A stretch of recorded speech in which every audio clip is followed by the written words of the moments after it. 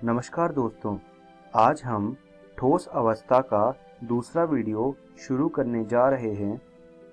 Video शुरू करने से पहले आइए देखते हैं आज हम कौन कौन से विषयों को पढ़ने वाले हैं। सबसे पहले हम एकक कोशिकाओं में अवयवी कणों की संख्या के बारे में पढ़ेंगे। उसके बाद हम रिक्ति के बारे में पढ़ेंगे। आइए शुरू करते हैं एकक कोशिकाओं में अवयवी कणों की संख्या से। सबसे पहले शुरू करते हैं आद्य घनीय एकक कोशिका में अवयवी कणों की संख्या। आद्य घनीय एकक कोशिका वो कोशिका होती है जिसमें घनीय के 8 कोनों में एक एक परमाणु लगा होता है। जो घनीय के एक कोने में जो एक परमाणु होता है उसका सिर्फ 1/8 हिस्सा ही घनीय के अंदर आता है और बचा हुआ हिस्सा घनीय के बाहर आता है। तो 1/8 को हम गुणा करेंगे 8 से और हमारा जो उत्तर आएगा वो 1 आएगा। तो यहाँ से हम ये कह सकते हैं कि आद्य घनीय एकक कोशिका में जो कुल परमाणु होते हैं वो 1 होता है। अब बात करते हैं अंतः केंद्रित घनीय एकक कोशिका के बारे में। अंतः केंद्रित घनीय एकक कोशिका में क्या होता है, घनीय के 8 कोनों में एक एक परमाणु लगा होता है और घनीय के एकदम बीचों बीच एक परमाणु मौजूद होता है। तो अगर हम इसके लिए कुल परमाणु निकालें तो जो कोने में 8 परमाणु हैं, मैंने आपको जैसे पहले बताया था, एक परमाणु का सिर्फ 1/8 हिस्सा ही घनीय के अंदर है और बचा हुआ बाहर है। तो 1/8 गुणा 8 और साथ में जमा 1 इसलिए किया क्योंकि घनीय के एकदम बीचों बीच एक पूरा परमाणु मौजूद है। तो जब हम जमा 1 करेंगे तो हमारा जो कुल परमाणु होंगे वो 2 आ जाएंगे। तो अंतः केंद्रित घनीय एकक कोशिका में कुल 2 परमाणु मौजूद होते हैं। अब बात करते हैं फलक केंद्रित घनीय एकक कोशिका में कितने परमाणु होते हैं।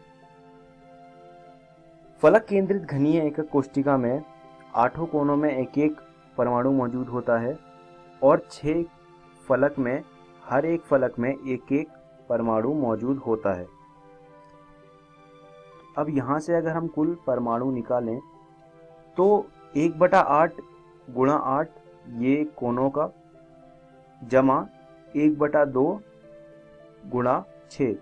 जो फलक में परमाणु मौजूद है उसमें एक परमाणु का सिर्फ आधा हिस्सा ही घनीय के अंदर आता है और आधा हिस्सा घनीय के बाहर आता है।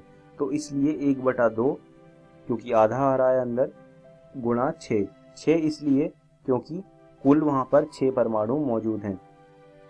तो 1/2 गुणा 6 जब हम इसके हिसाब से कुल परमाणु निकालते हैं तो हमारे कुल परमाणु 4 आ जाते हैं। तो आपने देखा होगा तीनों तरह के घनीय एकक कोशिका में जो फलक केंद्रित घनीय एकक कोशिका है उसमें जो कुल परमाणु की संख्या है वो सबसे ज़्यादा है।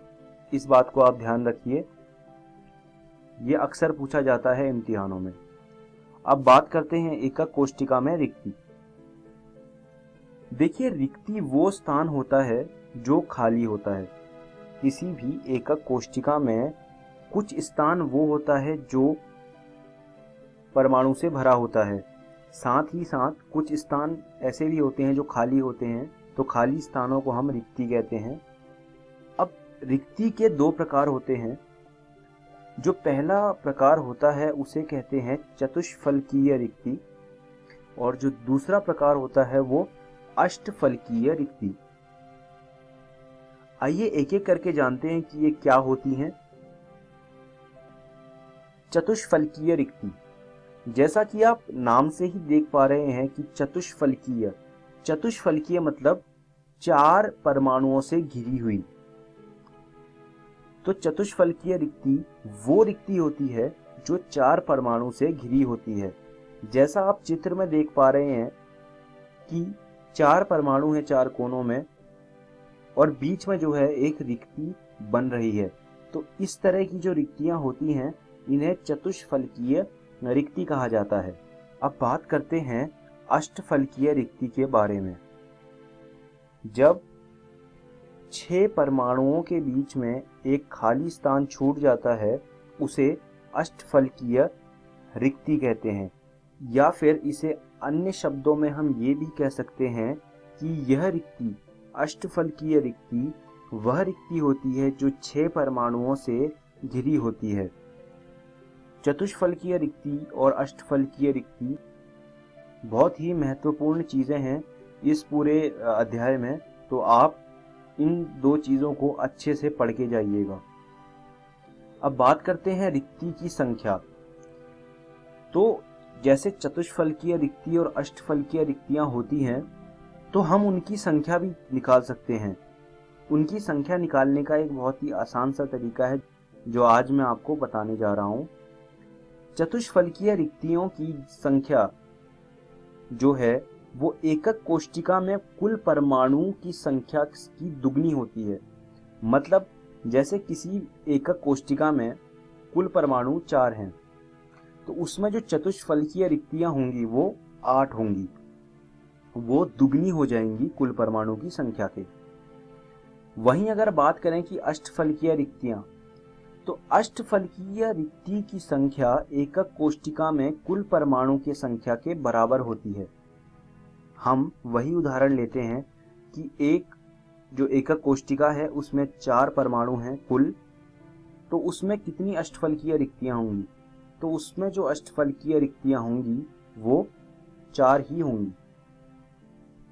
तो अब हम अपनी वीडियो के अंत की तरफ बढ़ रहे हैं, तो आइए जानते हैं कि आज की इस वीडियो में हमने क्या क्या चीज़ें सीखी। सबसे पहले हमने पढ़ा एकक कोष्टिकाओं में अवयवी कणों की संख्या के बारे में। फिर उसके बाद हमने रिक्ति के बारे में पढ़ा, और मैं आपको ये सुझाव देना चाहता हूँ कि जो भी चीज़ें मैंने आपको आज पढ़ाई हैं, ये आप रसायन विज्ञान की जो NCERT है भाग 1, उससे आप ये चीज़ें दोबारा घर जाके पढ़िएगा और कुछ प्रश्न भी करके आइएगा अगली क्लास में जब आप आएंगे। तो अब देखते हैं कि अगली वीडियो में हम क्या क्या पढ़ने वाले हैं। तो अगली वीडियो में हम सबसे पहले संकुलन क्षमता के बारे में पढ़ेंगे, उसके बाद हम ठोसों में अपूर्णताएं के बारे में पढ़ेंगे। तो धन्यवाद दोस्तों।